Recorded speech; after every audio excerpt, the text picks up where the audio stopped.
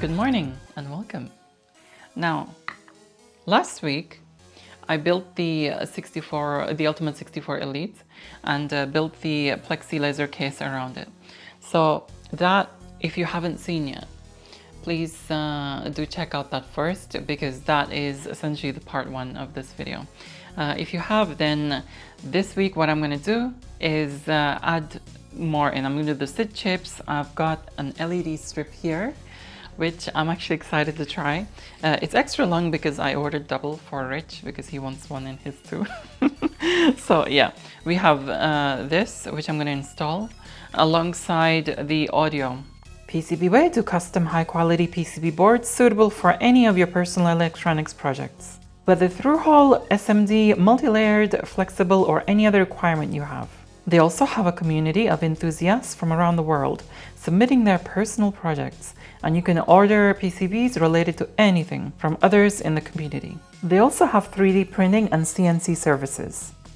I myself am working on a project for a future video, and I'm planning to use their services since I'm impressed with the quality of their PCBs.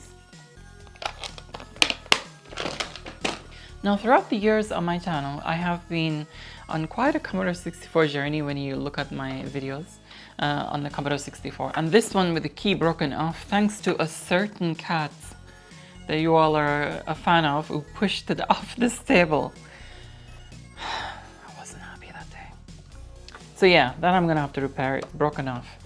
So it's still here. Yeah. Anyway. The first thing I created was, I got really excited about it, was a SID to SID board, the dual SID thing. But I modified that so that it would be 6581 and 8580. Yeah. That's the first thing I did. Then kindly SIDFX team sent me a SIDFX. And I was just really happy to receive that, because that's like obviously way more sophisticated of what I was doing, you know, and yeah, really, that made my day, and it's still in here. I have it installed with pride. As you can see, it's installed here, but without SID chips.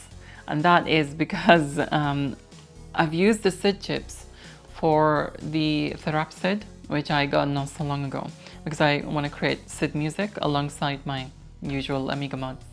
So yeah, the shortage which I do have a little box of like SID chips which I've collected throughout the years. There's only like 2 left here. They're both 6581s though. So I'm running short. I've really run short of 8580s. I've had a few 6581s, but only one 8580. So adamant to have real SID chips inside the ArmSID. I'm not gonna, you know, take them out. I need to get more another 8580, at least one more, so I can put it into the Ultimate 64. So yeah, SID chips are becoming really, really hard to find nowadays. My favorite 6581, thanks to Rich, because he pointed it out and showed me the comparison, is the R4. So the notch at the top of the chip here, this has to face that way, so it's towards you. And that's one thing good I like about the Ultimate 64 Elite. It's got ZIF chips, so you can, like, you know, without adding tension or pressure to the chip, you can thingy. Now I need to heatsink these. I need to get hold of some heat sinks. I've recently bought a reel of heatsink tape because I know I'm always needing it.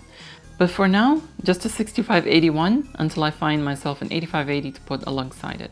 Now the good thing about the Ultimate 64 Elite is that it's auto switching.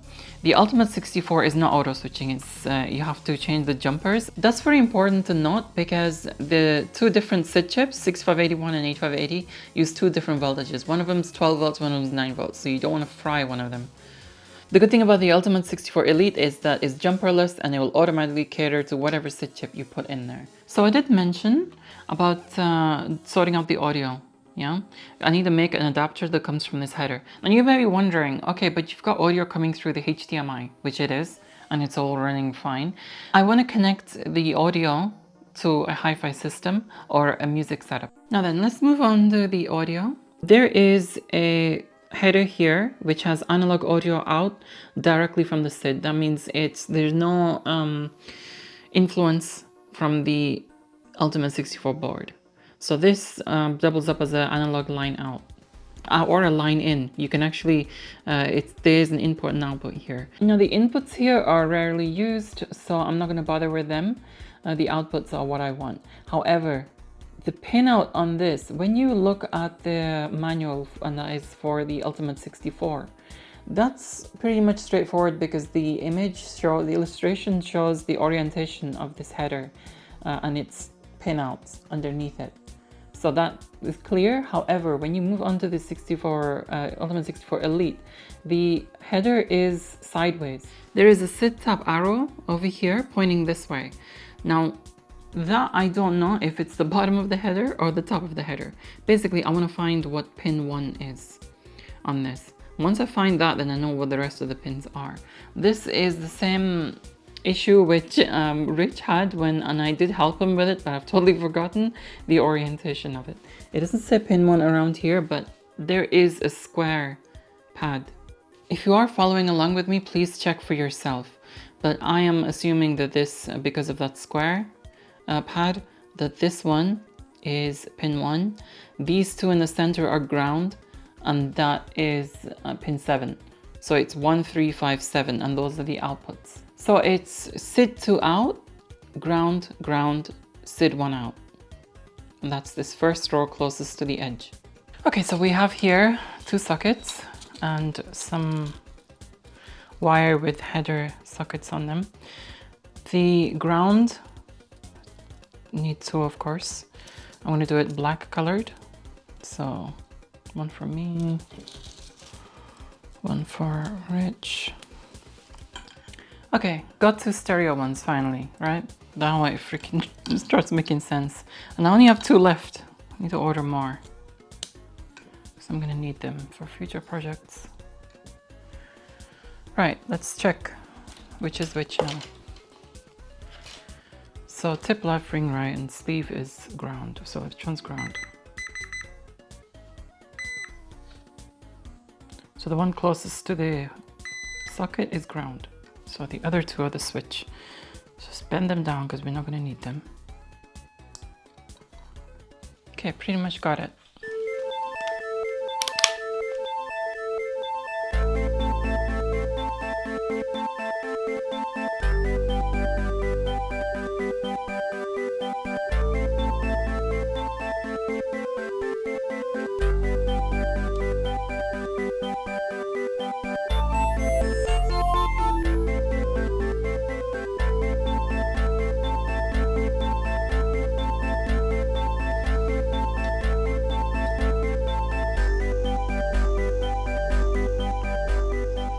Okay, so soldered on. I'm just gonna put 2 of these together, the ground and one of them. Like side by side, just glue them together because that's how they would go in the header. If there was 2 grounds here, what I would do is glue all of them together. Okay, so that's done. I'll connect mine and I will give the other one to Rich for later on. And he does his. So just putting this on here, this way around. The header is here. So I think I'm just gonna make the hole here. I'm gonna have to countersink these because of the thickness of this bit, of this plexiglass. It is not gonna be enough socket area to go through, so I'm gonna have to countersink it in order to be able to screw the ring on that, the mount ring, whatever it's called.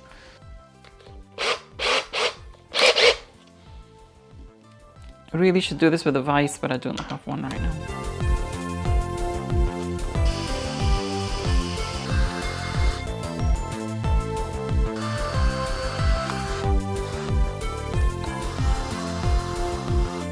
Okay, great.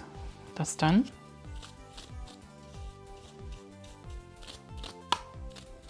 Okay. So, perfect. That is in the place which I want it. There. Looks like I need a number 6 drill to go in here, right? Because this is still not big enough, so I'll do that.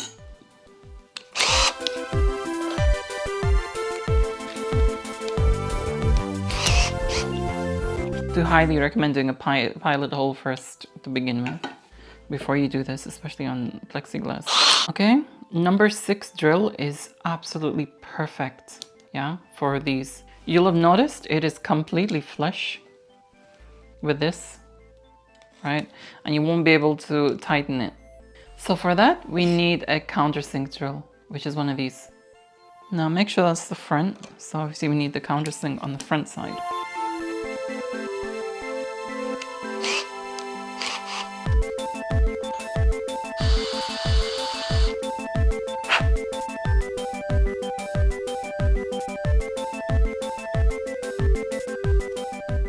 There we go.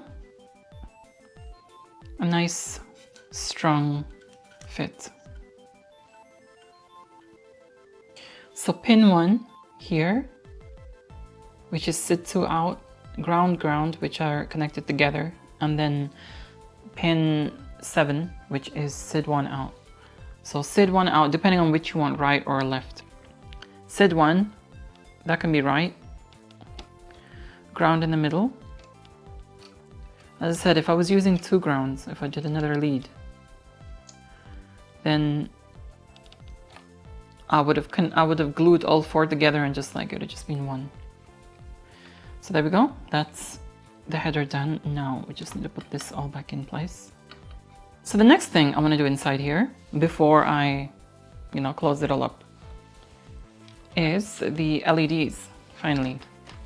Now these I'm looking forward to. I do love flashing lights and I love SID tunes, and the 2 combined will be amazing. So you cannot just use any old strip light from eBay, that you just order. You have to be a specific type. According to the Ultimate documentation, you need an APA 102C programmable LED strip, right? I couldn't find that. I tried looking for it everywhere. I ended up getting this SK9822 one, which is similar to it. However, I've noticed here, you gotta be careful, you can't just plug these in because the pinouts are different. So the pinout on this is ground, data, clock, and then 5 volts. Whereas on this is ground, clock, data, and then 5 volts. So the data and the clock need to be switched. So rather than faffing around with these cables here, you have these bits here, these pads, and you can actually cut them down the middle and just attach the cables there, the wires there. So what I'm going to do is I'm going to rewire them again with these things and just create my own header plugs, because here there's one, on the other side there's a socket, so there's no use. Right, so I need to figure out how long I want this, and of course leave enough for... What I want to do is I want to connect it, I want to stick this on the top side of the keyboard, like that. So it'll be like this, and the header is over here. What you have to do here is make sure the direction, because there's arrows on here, right? You got to make sure that the direction is pointing the right way. So if it's pointing that way, then this is where you need to solder. Now, I want to test these after cutting them. I don't know, I've got this weird paranoia. I want to test these to see if there's continuity between them, because just in case you cut it and a sliver is bridging across them. That's the problem with me, yeah. I overthink and I double check everything. Okay, that's fine. That's fine, and that's fine. Okay, all good. Now I can continue. Right, so the color coding. Of course, black for ground, red for plus volts, that's no-brainer. Clock is I'm doing this according to the Ultimate 64 documentation. It recommends white for the clock and yellow for the data.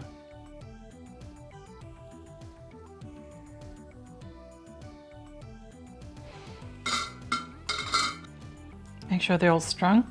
Now then, I'm gonna glue these together, but in the correct order, yeah?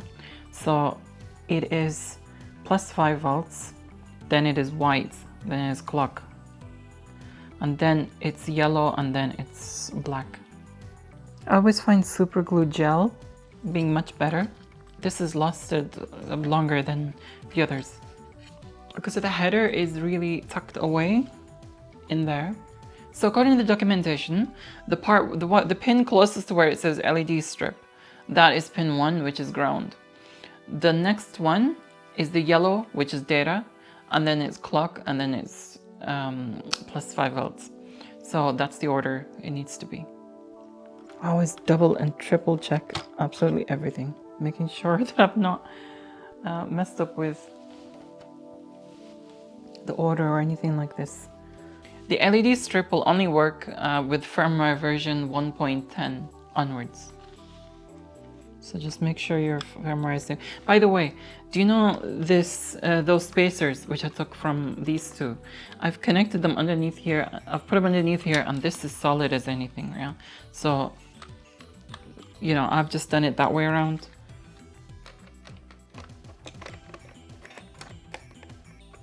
The only thing about this case, it's a pain to disassemble and reassemble. Hopefully I won't need to do that. So SID socket configuration, let's go into that. It says here, SID detected socket 1, 6581, so let's enable that. Once you enable that, then you'll be able to hear it there. So let's, okay, good. Everything is fine. Let's come out of there, run stop. Okay, so let's go into the LED strip settings. Of course, it's set to off. SID pulse, which is going to pulse to music, so you can select what it exactly pulses to. Okay, you know you can do ultimate SID.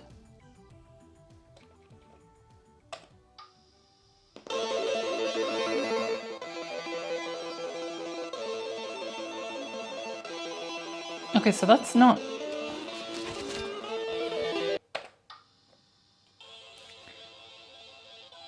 Okay. It works? Only in the LT set though.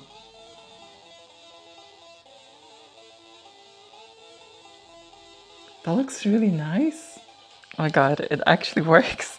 Let's, I mean, it's only LT SID, which is still decent. Just a shame it's not the real SIDs, but I'm loving the light show.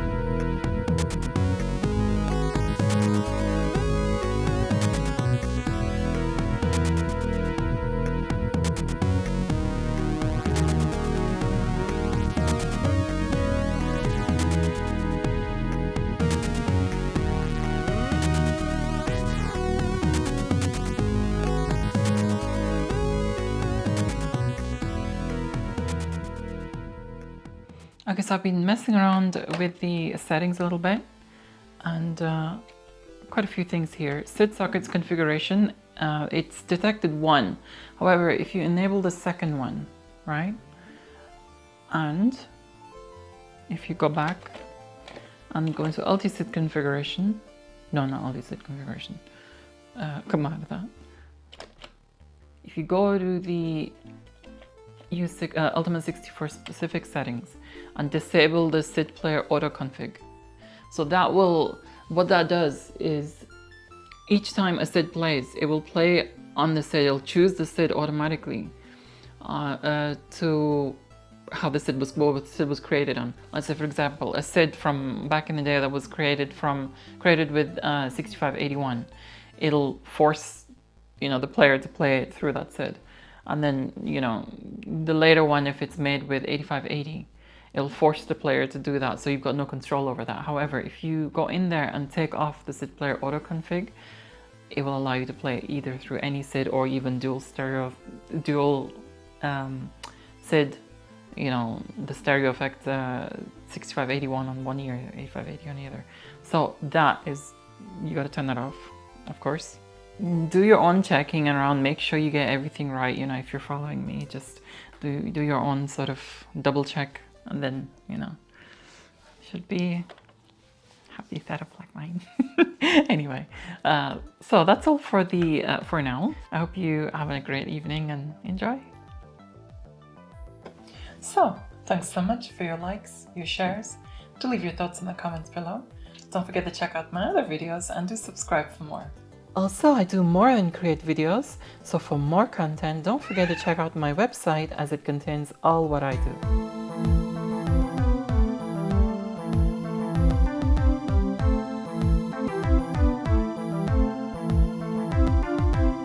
I update my blog fairly regularly, by the way.